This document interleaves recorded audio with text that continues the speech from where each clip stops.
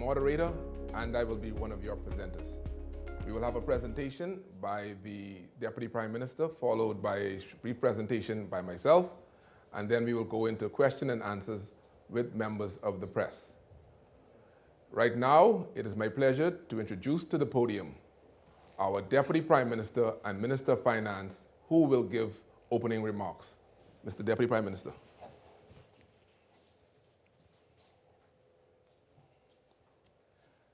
Good afternoon.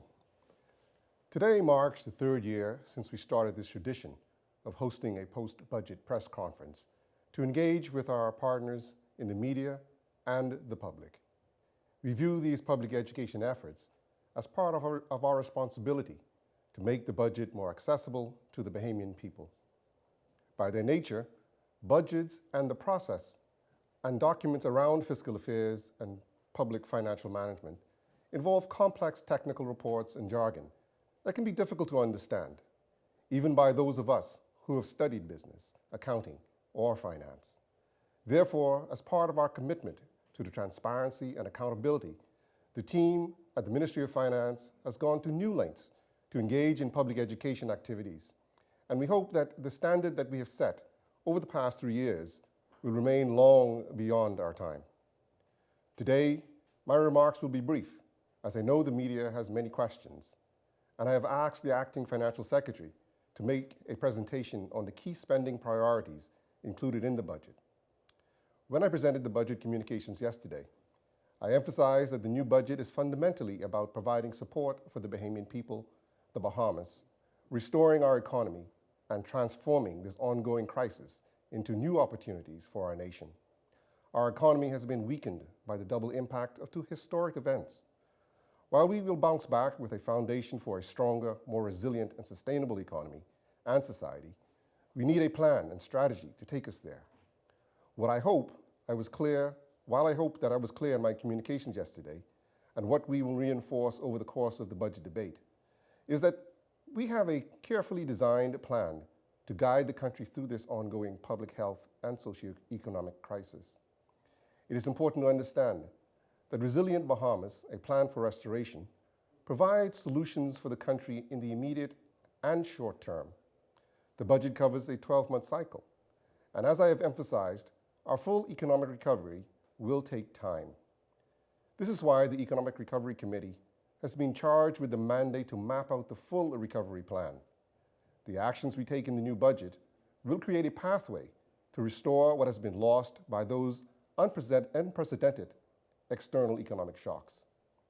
It will make us prepare and ready to fully participate in the economic recovery. COVID-19 is affecting everyone in the country and around the world. The recent catastrophic events that have rocked the Bahamas delivered the fastest, deepest economic shock the Bahamas has ever experienced. The Bahamas' real GDP is projected to decline by 12%. Global output for 2020 is expected to be far worse than the 2008-2009 financial crisis. Adding pressure on government revenues is enormous. Government's contribution to the economy are a vital lifeline given the complete shutdown of tourism and the domestic economy. For these reasons, the government had to shift from its policy of fiscal consolidation to Resilient Bahamas. Fiscal consolidation was all about taking public finance towards a balanced position over time through revenue enhancements and expenditure containment. While the economy was in a growth mode, the government took the necessary steps to bring down the deficit and create a plan to contain our debt growth. We did this with great success, Mr. Speaker, establishing a track record of deficit reductions and fiscal responsibility. However, there is a substantial cost to implementing the Resilient Bahamas plan. I would have mentioned we are projecting a deficit of $1.3 billion. We are not sugarcoating the cost. However, we passionately believe the prospect of doing nothing or of doing too little would lead us to a much worse fate. Governments around the world are shifting their fiscal priorities towards providing economic relief to mitigate the impact of the pandemic. This is the government's responsibility in times of crisis. Resilient Bahamas provides solutions now to protect families, communities, and businesses, and to restore the economy. Its three core objectives are to engender well-being and confidence to our citizens and residents, to maintain economic stability during the COVID-19 induced crisis, to plant seeds of accelerated recovery. The fiscal policies and other initiatives that are included in the Resilient Bahamas Plan will deliver a nation restored from the ashes of a crisis, prepared and ready to drive the economic recovery. The biggest set of twin setbacks in the last 100 years calls for the biggest fiscal response in 100 years. While we pray that we will not face compounding challenges like this again, we are prepared to face head-on the hardships of this moment. There is expanded social support in the new budget to care for the vulnerable. There is direct cash assistance in the new budget for temporary displaced workers. There are tax incentives for the construction industry, fishing, and agriculture to protect existing jobs, to stimulate new jobs, and to support the private sector. The allocation to the public health network was significantly increased to protect Bahamians and improve our national resiliency. Included are expansion of free primary care coverage through national health insurance. We are accelerating efforts to modernize the government, reform state-owned enterprises, and to make government work better for Bahamians. My hope is that Bahamians are reassured that the government understands the callings of these times, and we are prepared to make the difficult choices and lead the necessary cause to move from crisis to opportunity.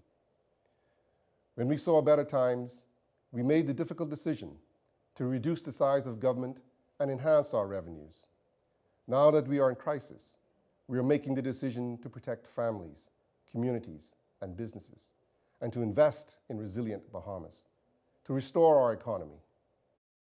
With that, I will now turn over to the Financial Secretary to provide specific details on the core programs and initiatives under the plan and the overall economic and fiscal context. Financial Secretary. Thank you, Deputy Prime Minister. We'll now go through a brief PowerPoint presentation that will give you some overview and some context as to what is going on. I just want to let the folks in the audience know that this is a virtual press conference, and so we do have the press standing by, and they will be joining us at the end of my presentation with their questions. And so as the team queues up, okay, very good. So as the Deputy Prime Minister would have said, that one of the key tenets that the government sought to do in this exercise was to ensure that there is a comprehensive plan that will actually take the country through what is this significant downturn, this unprecedented downturn, and of course to rebound when that is done. We'll be looking at several things in this brief presentation. We'll talk a little bit about the economic context. We'll speak a little bit about the fiscal outlook, meaning what does the government intend to do as far as revenue and expenditure is concerned. Talk a little bit more about the Resilient Bahamas Plan and some of the elements of that plan. And then we will discuss our future prospects as a country and some of the dimensions there. And I'll give some announcements of some of the future activities that the Ministry of Finance and its partners and other government agencies will be doing as we go forward. So, as the Deputy Prime Minister would have outlined yesterday, one of the things that the government is committed to doing is to ensure that there is no sugarcoating, as the term we use, about the situation. The situation now, as we all appreciate, is fairly dire. NIB has indicated that some 55,000 people would have applied for an unemployment benefit of some sort during this situation. That is more than 1/4 of our workforce. As the central bank and the IMF have agreed, we expect that our economy for this particular year, 2020, will contract by 12%. Never in the history of the Bahamas would we have, in the history of the recorded Bahamas, have we seen such a 1-year decline in our economy. And the presentation has gone, and so I'll have to make up stuff now until the presentation comes back up. But according to, the point is, overall is that we are seeing a precipitous decline overall. In the US, which is our major trading partner, their economy is expected to contract by 6%, which for them too would be a contraction not seen since the Great Depression. And of course, as we are all witnessing now, our airports, our seaports, our resorts are closed, and all of the workers and all of the business that was tied to the tourism industry has come to a shutdown. Now, of course, one of the things we have been trying to do since we started these series is to explain to people the nexus between what happens in the economy and what happens in our fiscal space. The reality is because our economy has shut down. Initially, we had a shock because of Dorian, which led to significant contraction because our second and third largest economic contributors, Grand Bahama and Abaco, they went offline. And so the visitors and economic activity declined starting in September, and they still haven't rebounded. Of course, now we're dealing with COVID, and we've had the economy shut down since the end of March. And even as it begins to open back up, it will be years before we see the kind of tourist activity that we once had. What that means for government is all of those revenues, you go back please, all those revenues that the government would have received is no more. That we figure will cost the government over this year around a $900 million loss in revenue. Elements of that loss is the fact that the government obviously has a $120 million plan to give back in tax rebates, in tax deferrals to businesses, and it also is continuing on until the end of this year, the tax giveaways to Abaco and Grand Bahama to support their recovery from Dorian. You go forward. The other key thing is while the government's revenues are in decline, both as a result of the economic fall-off and as a result of very specific policy proposals to assist in the rebound, we're seeing a significant pressure on government expenditure. As the DPM would have noticed, there is a substantial, and we're going to go through this somewhat, there are substantial increases in the sums that are allocated for unemployment assistance, in social services and support, as well as in public health. And so while the revenues have been going down, the pressures on government expenditure has been going up. And that's why we see the imbalance that has resulted in the $1.3 billion fiscal deficit. So the question is, what are the elements that has driven this sort of increase in expenditure? What had the government had to do? The Deputy Prime Minister would have pointed out that it is the government's intent to ensure that investment in public health is increased. First off, there's a $20 million allocation in the Ministry of Health just to deal with contingencies that arise because of COVID-19. The government intends to continue its testing. The government will continue to invest in facilities in the event that there is a future outbreak. And in order to be prepared, there's a $20 million allocation in the Ministry of Health. Also, duty-free provisions have been extended to a lot of the PPE requirements to ensure that those are as accessible and as cheap as possible coming into the shore. And lastly, as the DPM has indicated, there will be a substantial move towards expanding primary health access by all Bahamians. And underlying that is that all Bahamians now will be invited and encouraged, if they don't have private insurance, to go get NHI.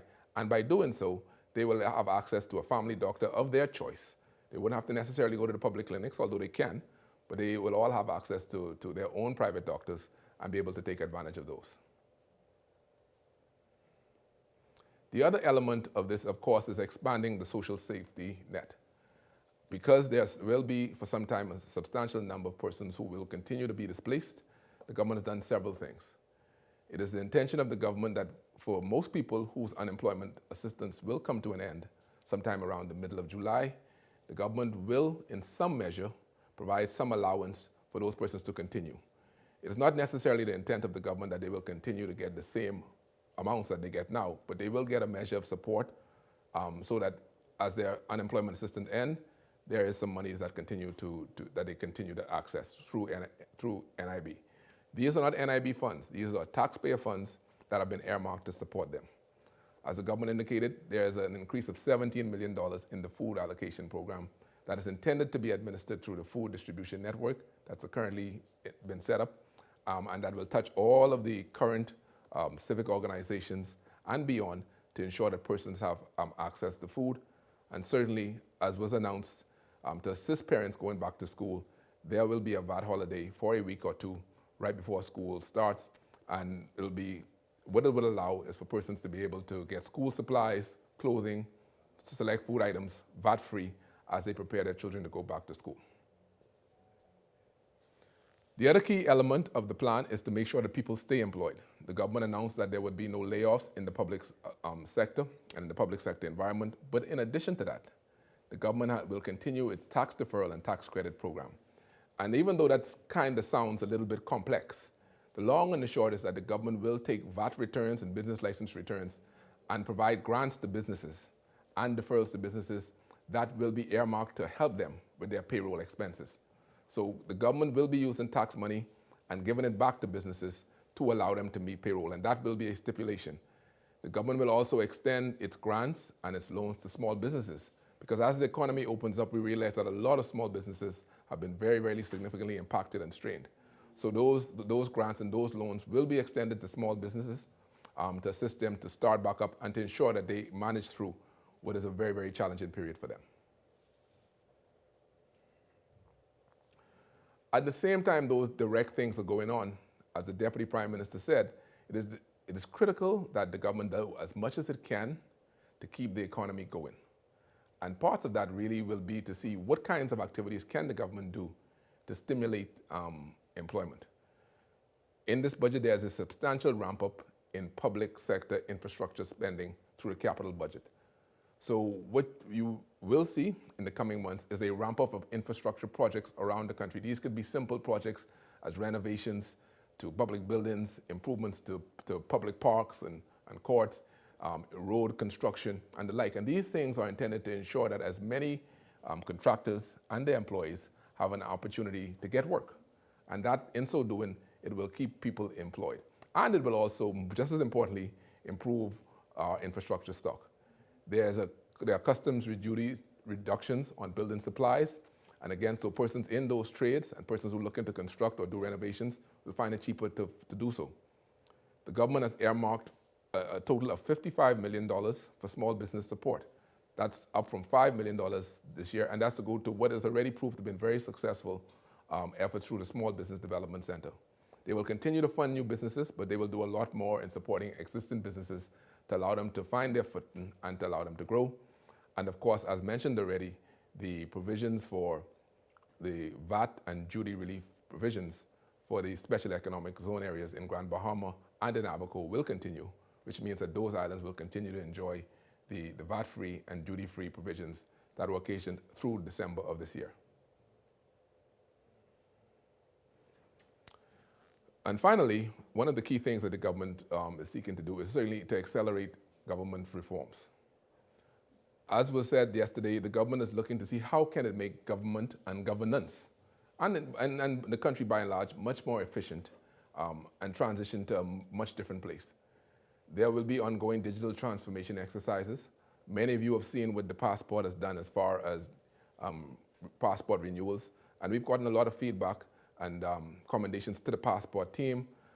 People find it much easier. That same type of activity is intended to be moved for renewal of driver's licenses at road traffic, as well as births and death registry at the Registrar General's Department. So in this fiscal year, you're going to see a lot more government processes begin to move online in earnest, and so that you can, even from your phone, be able to conduct business with government.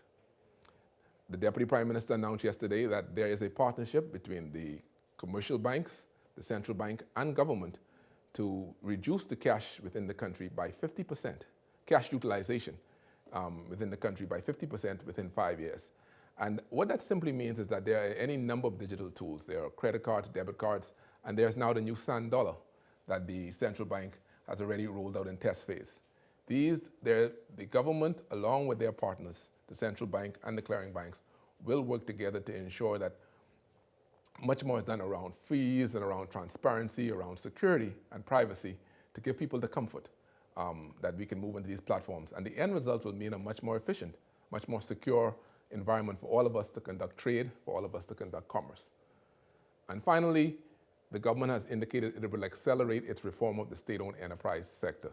And what that means is that over 5 years, the government will reduce its annual subventions to those state-owned enterprises by about $100 million per year. And what that will mean is that those state-owned enterprises over these next few years, starting with this fiscal year upcoming, will have to put in place plans to become more efficient and to find other ways to raise revenues and to ensure that they are viable. The Ministry of Finance and its agencies will lead the way in this because we've already started discussions, for example, with the Small Business Development Center and the Bahamas Development Bank for them to see how they can share premises and share operations, and so start to consolidate some of the activities around small business development in the country. And that same mantra will look throughout the state-owned enterprise sector. And the over 50 state-owned enterprises that we have, we believe that there's substantial room for their consolidation and to provide some headroom to allow the government to meet its ongoing requirements in a much more cost-effective and cost-efficient manner. And finally, the question that a lot of people have already asked me is, okay, now that this is done, what's next? I think, as the DPM said, in pandemics past, because there's a history with this, countries tend to see what's called a V-shaped rebound, meaning that you see a sharp contraction, and once these economies start to open up, you will see a lot of the pent-up demand return. So, as has already been discussed, the government is in active conversations with a lot of its industry stakeholders to see how tourism can restart in a safe manner, how commerce can restart in a safe manner, to ensure that we actually are able to take advantage of what is pent-up demand for people to travel and experience leisure, and what is demand even locally for us to do the things that we were doing before COVID-19 began. Many of the investors remain committed to the projects that they have signaled. In fact, right across the street from here, there is the Wynn project, the condo hotel project, and there are persons working out there daily. That hasn't stopped. Those projects continue to go on, and discussion. And of course, we had recently had the port with the $120 million bid offering was oversubscribed, and they are going fast ahead. So the investor interest remains in the country. The entrepreneurial spirit, as both the Deputy Prime Minister spoke to yesterday and the Prime Minister today spoke in the House, remains strong and vital. And we saw how our small business sector has taken the challenge to meet the new requirements of a COVID world. And of course, there's $50 million additional that's being set aside to assist them and to take advantage of a lot of the entrepreneurial activities and passion that's out there.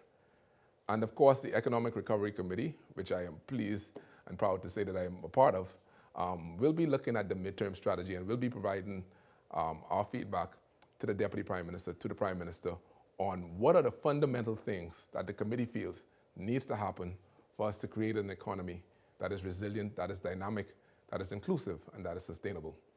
So in short, the notion is that to utilize this time for us to really have a very, very serious introspective look at where we are, to accept the reality of the situation, but to prepare ourselves for a significant rebound as we come out of the COVID-19 pandemic.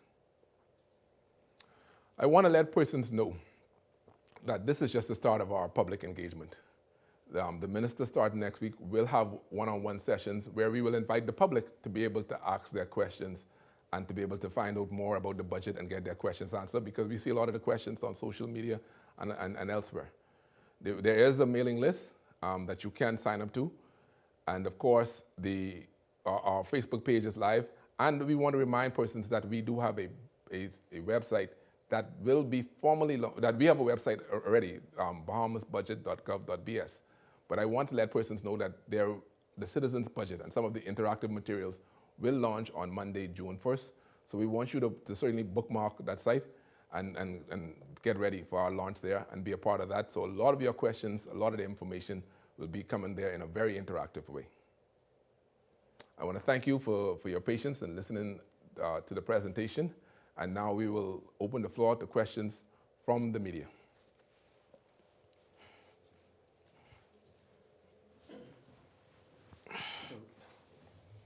Thank you, FS, for that presentation. So I think as we've outlined, this budget is really about setting us up to be prepared for the recovery. In particular, the investment in the small and medium-sized enterprises is bearing fruit. And since we've launched that program, we've had tremendous success. And as the Prime Minister would have demonstrated tangibly by Bahamian-made manufactured products last time he spoke as well as today, we see the ingenuity and creativity, innovation of Bahamians once they're given an opportunity to do so. And we are going to certainly ramp up our efforts in that regard to ensure that we empower as many Bahamians as possible, because that is what is important. for the recovery coming out of this crisis, as we say, from crisis to opportunity. All right. I believe we have questions. All right, I would like to start with Megan Shepard from ZNS Freeport. Megan, you're on, and if you can have your question.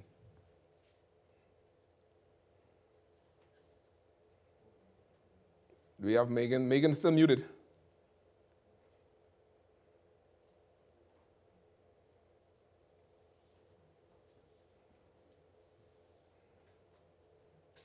Okay, now we're doing this live, and of course, they have us as the amateurs doing this, so you gotta bear with us a little while as we get ourselves sorted out. We're going to see if we can go back to Megan.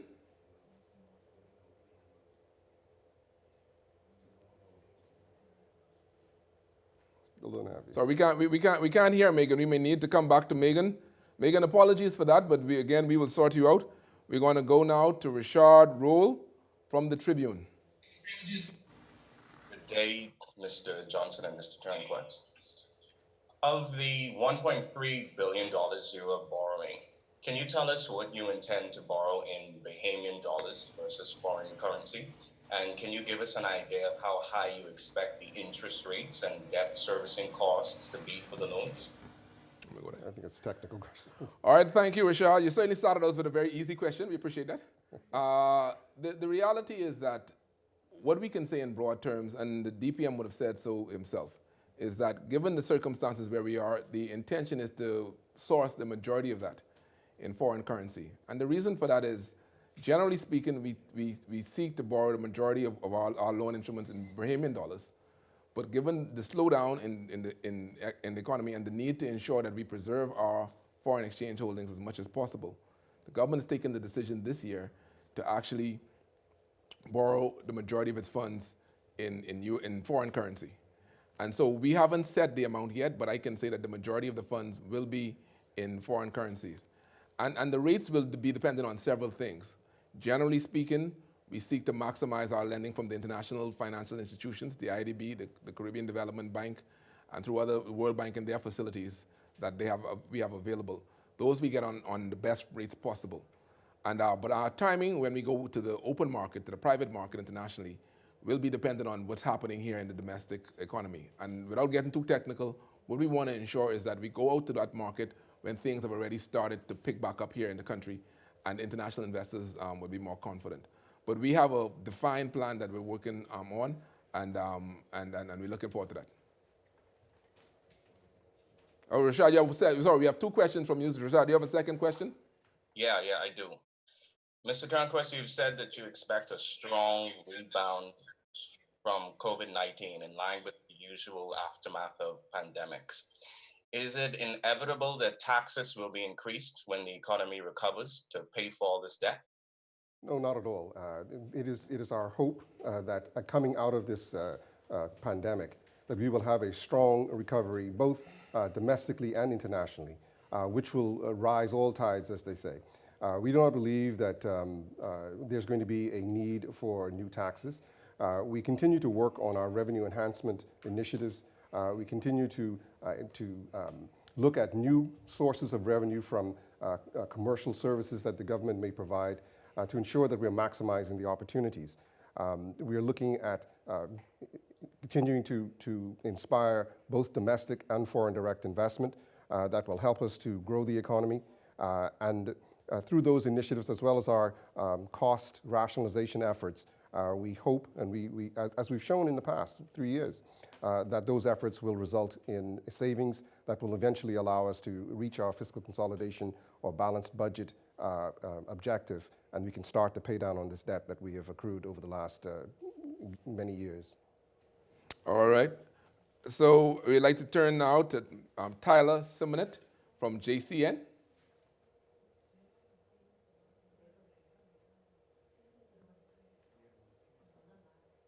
Okay, we're not hearing Tyler. Hello. Okay. Yes, Tyler. All right. Okay, go again. Tyler, we can hear you now. Sorry. Go again. Hi, good afternoon. Thank you for having me.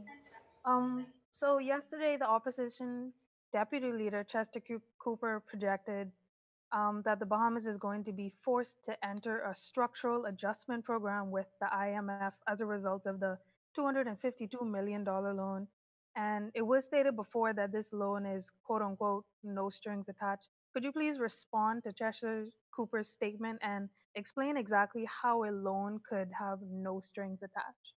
So we've spoken about this through a press release, indicating that the loan from the IMF is really a drawing right that we have from our contributions and participation with in the International Monetary Fund. This program is available to all countries that are members of the IMF.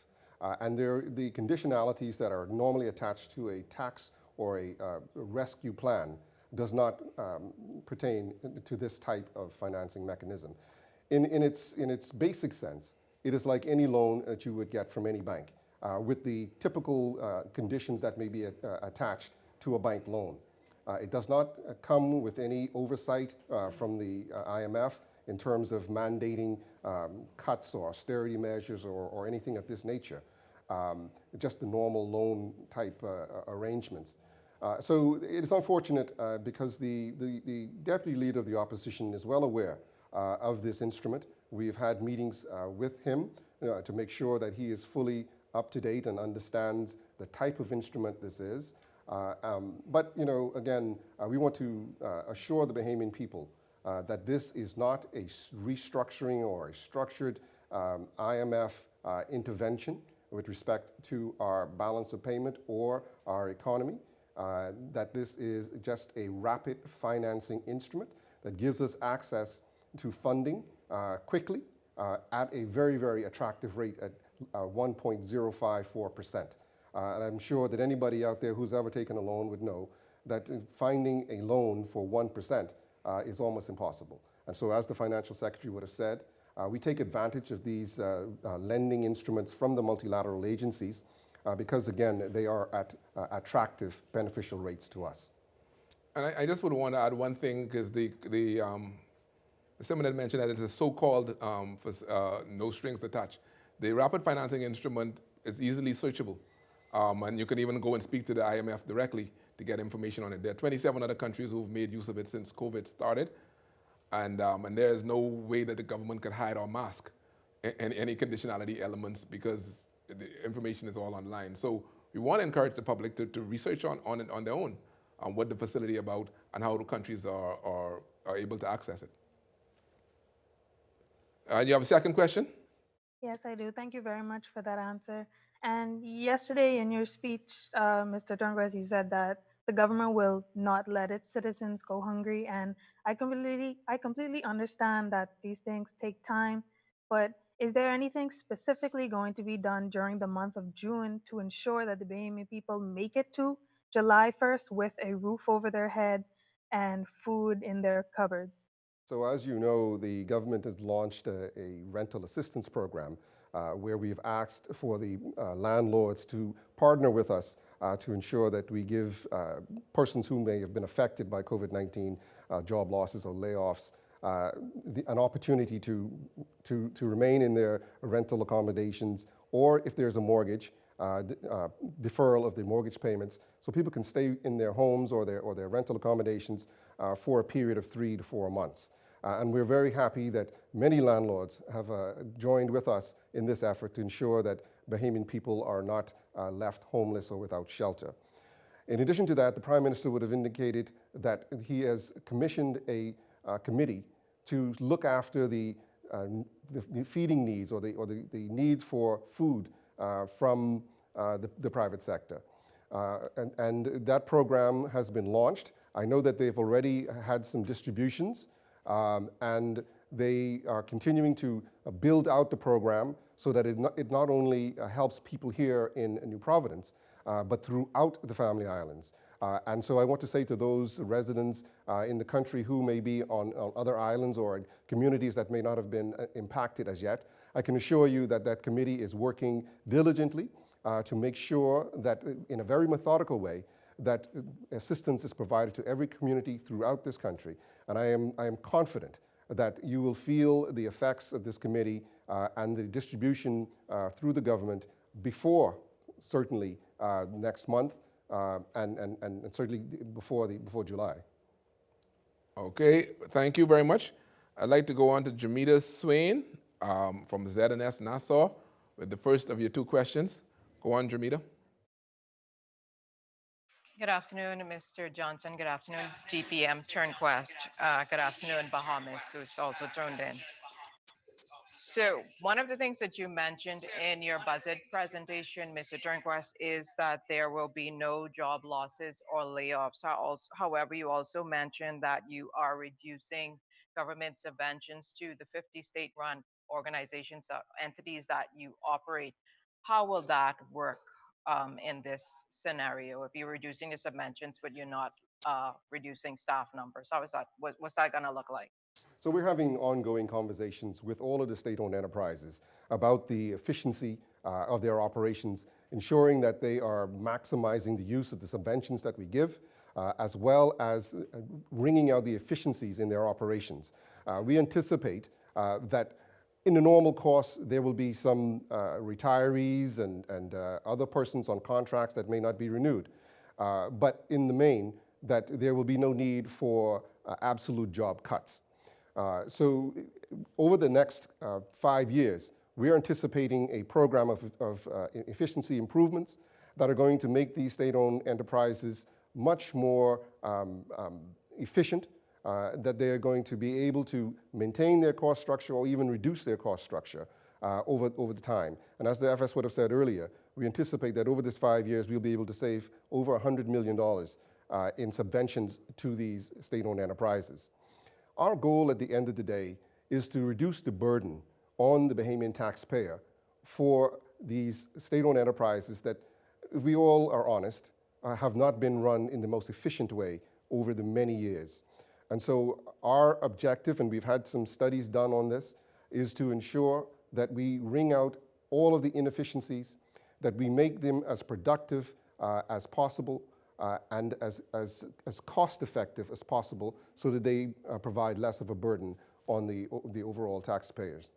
And only to add to that too, that there are other revenue opportunities with these state-owned enterprises. Their boards, their staff members have spoken to us, and they're excited about the prospects of finding other new revenue opportunities that they can explore to keep themselves viable. Do you have a second question?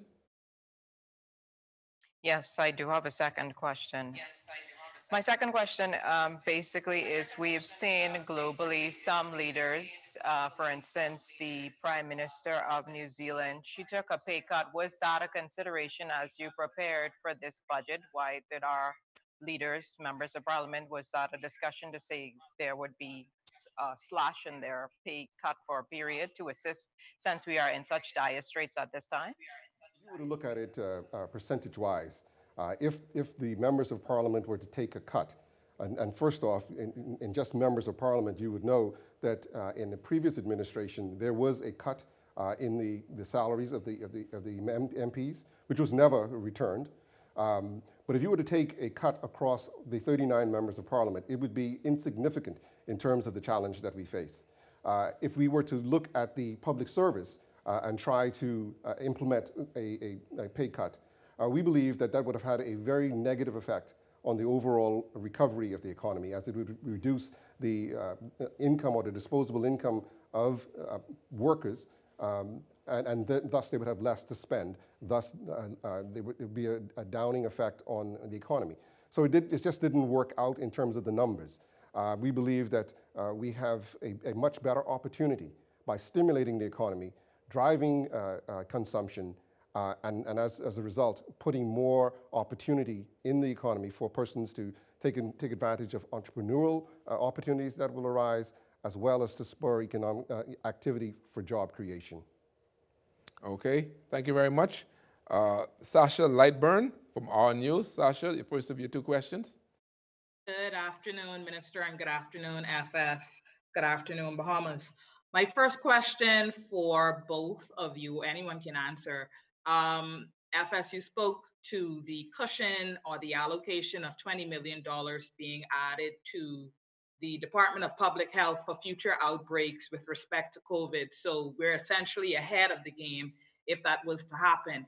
Has there been similar cushion or a similar allocation with respect to us being prepared going into another hurricane season. I know the minister yesterday would have spoken quite extensively to Hurricane Dorian, but are we prepared?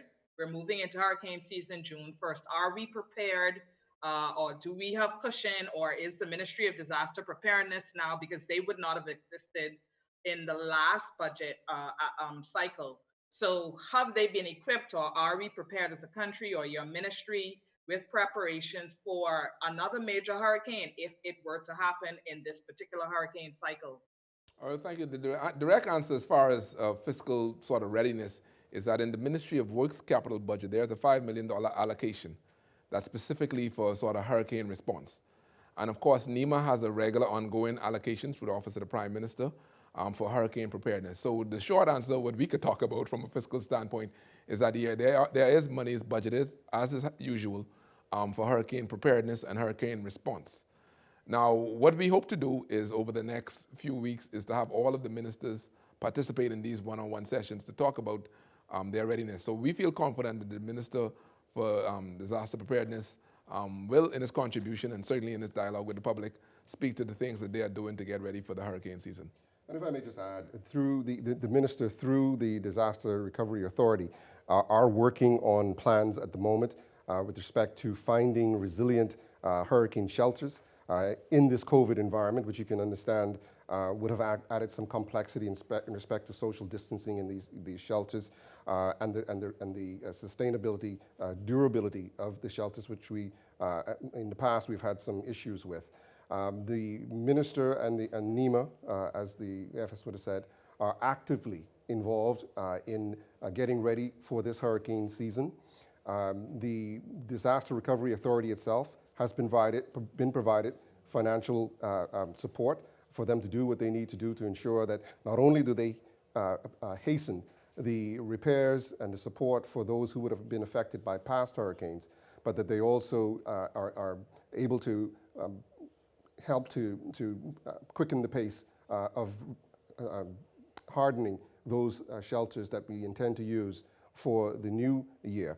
They're also looking at the construction of design-built hurricane shelters that take into account the new realities that we have with respect to the force of these new storms and the storm surge that comes with it.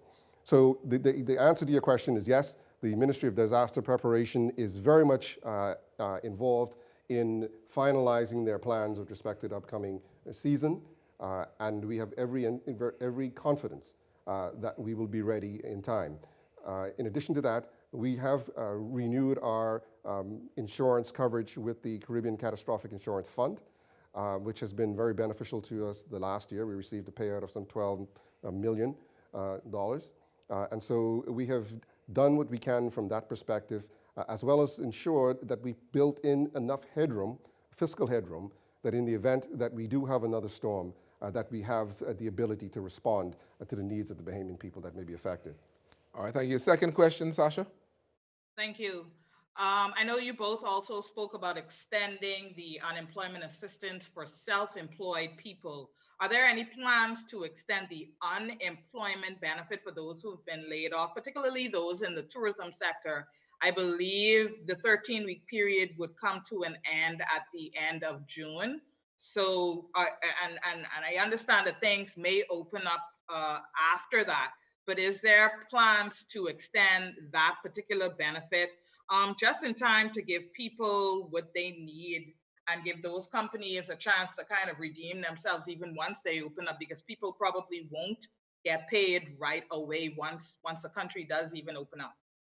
So the National Insurance Board is going to, or the minister responsible for the National Insurance Board will respond to this, address this matter when he speaks in Parliament and during his budget communication. But I can say that we are looking very favorably at this issue, and I'm sure that the Bahamian people will be supportive and appreciative of the result that will follow. We are also looking at the government's own assistance programs, which we've budgeted for the continuation for another 4-month period with respect to self-employed persons and persons who would have been involved in the allied sort of the taxi drivers and the hair braiders and straw vendors and those kind of people, to ensure that they continue to receive some form of income replacement during what we expect will be a slow ramp up in the tourism sector. All right, we want to go back to number one. Megan, we think we have you sorted out. So I'd like to invite Megan Shepard at the ZNS report. Megan, for your first of your two questions. Good afternoon. Thank you. Mr. Johnson, in your presentation, you mentioned $300 million total funding for the Ministry of Health. Grand Bahamians have recently launched a petition for the building of a new state-of-the-art hospital here on Grand Bahama. Any allocations or concessions for a new hospital here on the island? So in this particular budget period, we do not see a new hospital being started. There's a whole design and concept phase that has to go through before you can actually get towards constructing a hospital. But I can say this, that we are investing significantly in renovating the Rand Memorial Hospital. And if anybody who has been there of late and saw the amount of construction that is going on at that site, in addition to the new COVID unit that has been constructed, we are also renovating the entire, what we would have known as the wards, to expand them, to modernize them, repairing the roofs, to make sure that we deal with any leaks that would have been there as a result of the last hurricane, to make sure that we have a facility that is temporary, but is going to be able to serve the public in Grand Bahama at a very high level. So in this interim phase, we are restoring and renovating the hospital as we look towards the longer term goal of building a new hospital, which we as Grand Bahamians obviously know that we need. All right, your second question, Megan. Thank you. With the borders projected to be opened on July 1st and Grand Bahama is more or less without a real proper airport, any plans? The government alluded to buying the airport. Any plans for the Grand Bahama International Airport to be purchased by the government? So we're still in discussions with the owners of the Grand Bahama Airport for the eventual transfer of that facility to the government with the objective of renovating it back to its former glory and, in fact, building a new terminal, taking into account the level of storm surge that the airport has suffered after successive hurricanes. We want to build a resilient terminal so that we don't have to go through these situations over and over again. So the answer to your question is yes. We do intend to go forward with the transfer of the airport to the government, and we will invest in that facility to get it up and running as quickly as possible. Thank you very much. We now go to Chester Robar from the Nassau Guardian. Chester, the first of your two questions, please. Yes, good afternoon, gentlemen. Given your new fiscal plan, where do you hope to see, plan to see the most new or expanded revenue growth? Well, go ahead. All right. So what the budget foresees are actual a scale back in overall revenues. For the original budget for this fiscal year that we're in now was for somewhere around $2.6 billion in revenue. The reality of the first Dorian and now dealing with the COVID situation is that for the upcoming fiscal year, the budget year that we're talking about now, is that we anticipate revenues of $1.7 million. So $1.7 billion, sorry. So we're seeing a $900 million drop off from what our original projections were for this year. So the short answer is that we foresee in most revenue line items, we will see some tailing off. What the government will continue to do, and the DPM will talk about it a little bit more in its contribution, is the revenue enhancement efforts. The introduction of the new customs platforms, the revenue units that we have, what a lot of the emphasis will continue to be on is how do we ensure that persons are not evading legitimate taxes and the like. So a lot of the buoyancy we anticipate is just really in better compliance, better enforcement efforts to ensure that we are collecting the revenues that are out there. So that's one of the key elements, DPM. And just to add to that, one of the three areas really that we are optimistic that we will see some revenue from that we have not really taken into account in this budget is one, overflight fees that we've been talking about for quite a number of years, and we have some indications that by January of 2021, we will start to see that whole process finalized, and we can start to receive some revenue from the overflight fees. Secondly, we are launching an online portal for the registration of charters and yachts and cruising permits, as well as fishing licenses. And we anticipate that that is going to provide us with some unexpected revenue, unbudgeted revenue. In addition to that, the Road Traffic Department is launching a vanity plate initiative, which will not give us a tremendous amount of revenue, but we expect to have a decent return from that. So those are just three areas. And the other area that is interesting is that the number of active licenses for mining in the country is actually, it's very surprising. In fact, there are no active aragonite mining licenses at the moment. The Ministry of the Environment, which has charge over this, is in fact going to start some renewed talks in respect to taking advantage of this asset. And we'll see, hopefully we can come to some agreements with some of the existing licenses as well as look at new licenses so that we can take advantage of those natural resources also. All right, your second question? Yes, thank you. Maybe you could explain maybe how much money is possibly tied up in telecoms shares, and what is the government expecting to do anything with that given the economic circumstances? Well, I don't know how much is tied up at the moment. We can certainly get that information for you. But I know that the current market, with the economy being the way it is at the moment, that we would not be motivated to try and diversify or to release our shareholdings in any of these entities at the moment. We just don't believe that we will get the kind of return that we can get once the economy starts to make some recovery.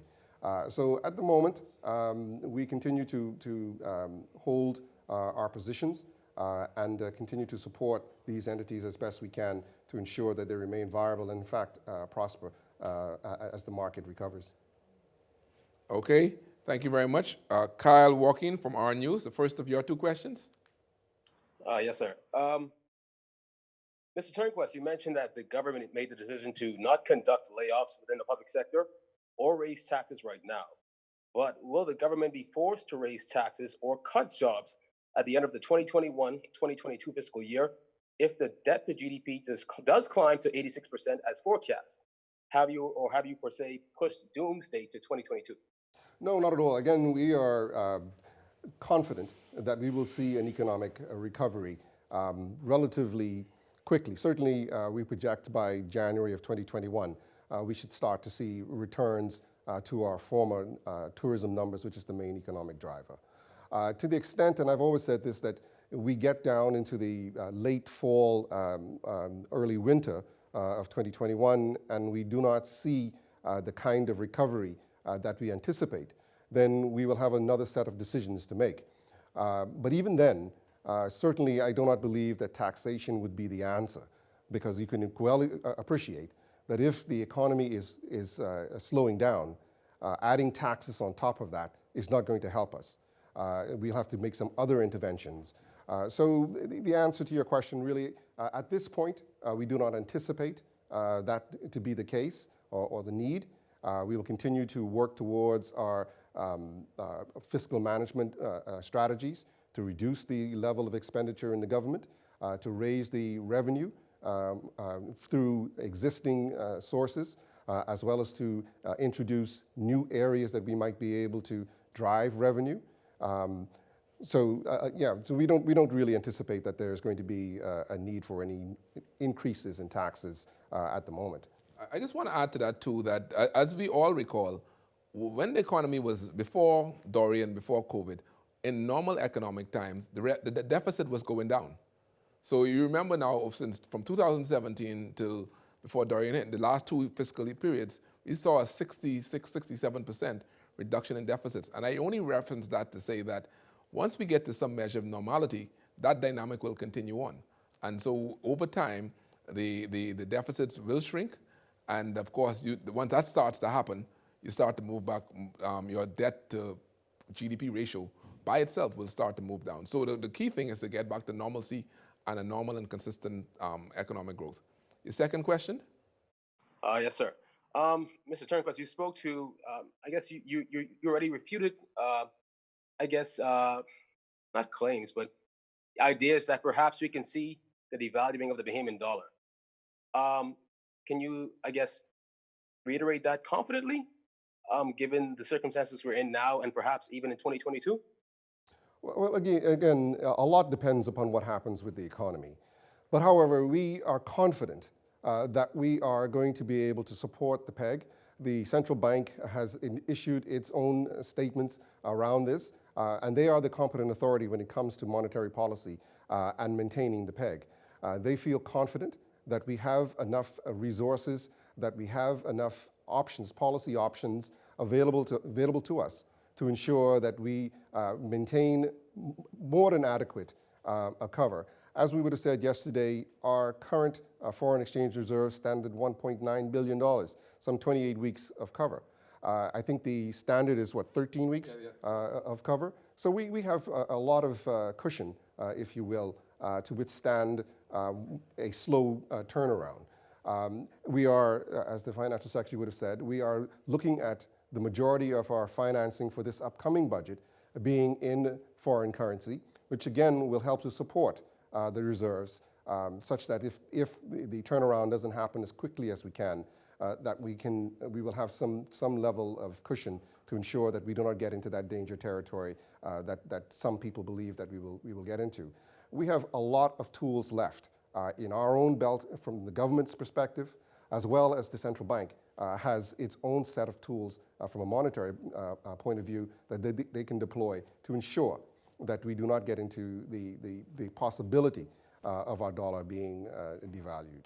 And to add to that, the central bank operates independently. So the central bank, their mandate is to maintain the PEG, and they will take the necessary steps, as they have done throughout their history, to ensure the viability of the PEG. Your second question? Sorry, are you ready? Sorry, can we go on now to Shanseska Brown from Eyewitness News with your first of two questions? Good afternoon, gentlemen.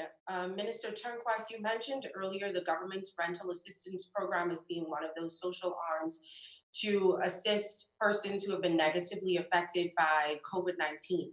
However, we've received a lot of calls. People have come to our station saying that landlords are still putting them out and they are not adhering to, I guess, the rules that were set in place by the government.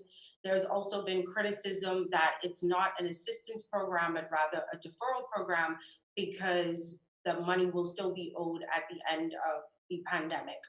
Are there any plans for the government to maybe revamp that or give the current program some more teeth to ensure that Bahamians will be able to stay in their homes? Well, let me say that we are continuing to look at the whole initiative.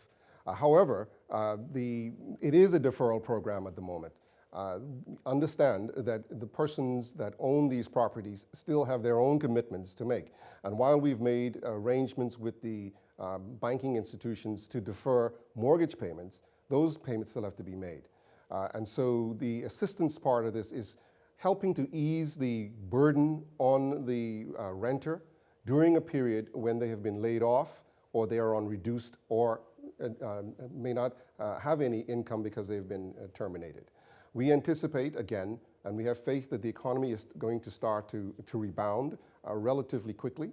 And as it does, these persons will go back to work and they'll be able to meet their commitment. So to those who would, detractors who would say that it is not an assistance program, I would beg to differ. This is very much an assistance program because as you are able to reduce the cost of living for individuals during a time when they are challenged with respect to their income and their financial ability, and they can stay in their home, it is very much an assistance. This is a partnership, and this is what we've said to the renting community.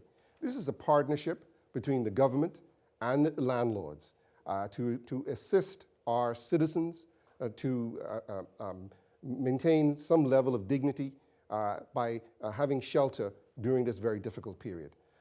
We do not have the resources, unfortunately, to be able to do this by ourselves.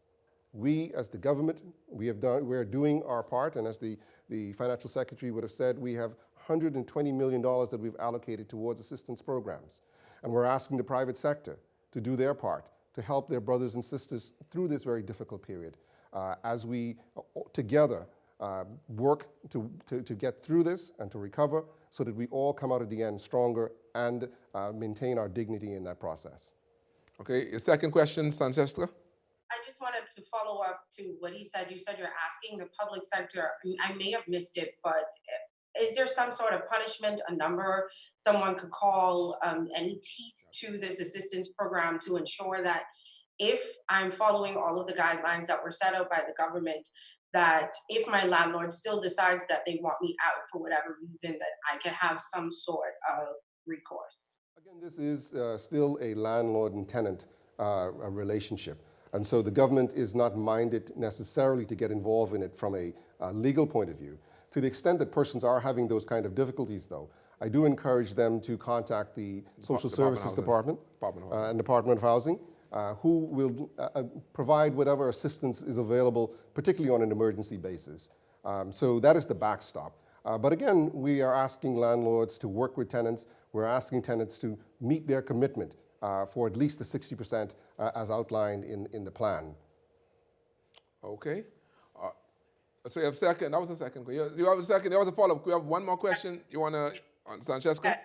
I do want to ask another question. You repeatedly stressed that there will be no layoffs in the public service, but there was also this push for digitization.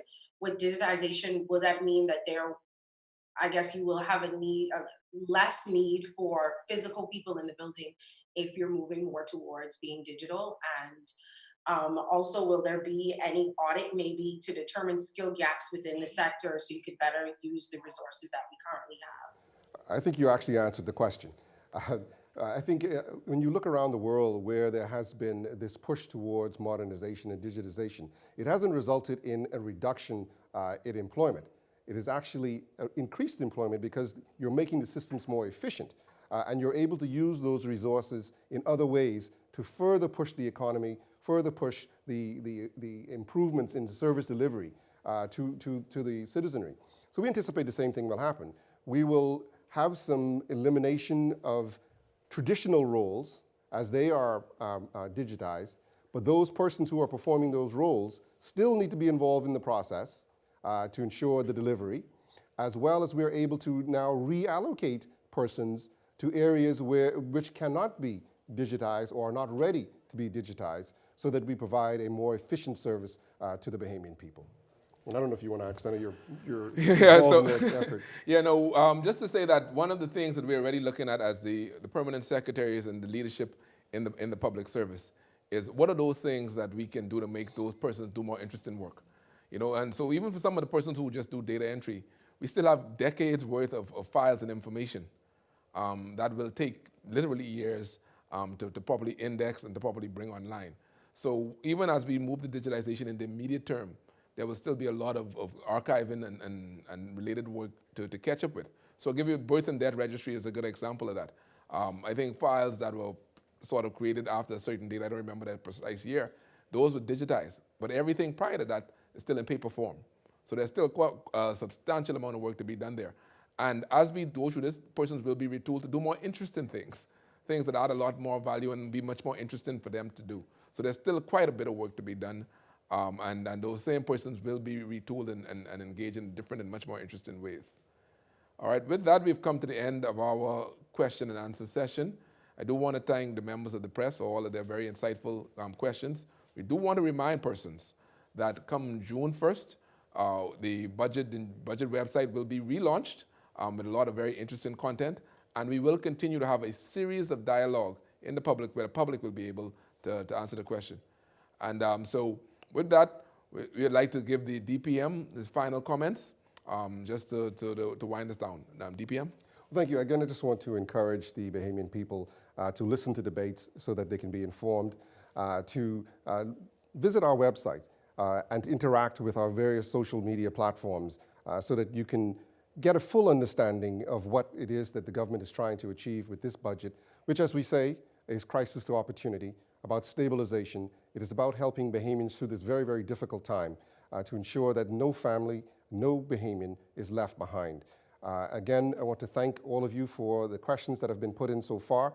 I want to thank the private sector and citizens, regular, ordinary citizens, who continue to pray for us on the one hand, and secondly, to provide us with suggestions about areas of the economy, areas of governance in this country that we ought to be exploring for the benefit of our country going forward. Again, this is all very, very valuable input for us as we seek to shape this new Bahamas post-COVID-19 and the new way of doing business and interacting with our citizens. Again, I want to thank our team, Financial Secretary, our behind-the-scenes team who worked so hard to put all of this together for you. And I hope that, again, you will utilize these tools to be informed so that you can arm yourselves with all of the information and the opportunities that are available to take advantage of this new Bahamas.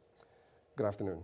All right, so on behalf of everyone here in the Ministry of Finance and the team that worked so hard to bring the budget first, and then certainly the things that we're doing now in the public domain, wanted to extend my thank you to them. And with that, I'd like to say a pleasant good afternoon to our members of the press and to the Bahamas. Good afternoon.